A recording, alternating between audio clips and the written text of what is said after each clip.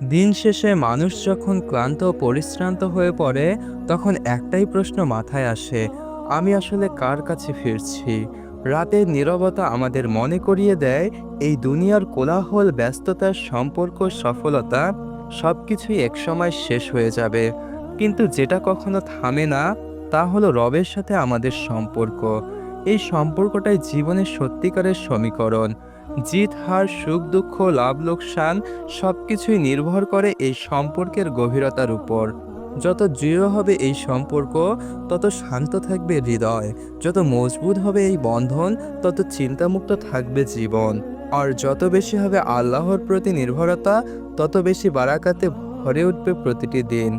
তাই আসুন, আমরা দিন শেষে শুধু ঘুমোতে না যাই, বরং নিজেকে জিজ্ঞাসা করি, আজ আমি কতটা আল্লাহর হয়ে বেঁচেছি।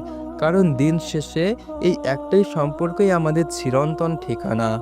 হে আল্লাহ, তুমি আমাদের তোমার নিকটবর্তী করে নাও, আর কখনো যেন তোমার থেকে দূরে না যায়।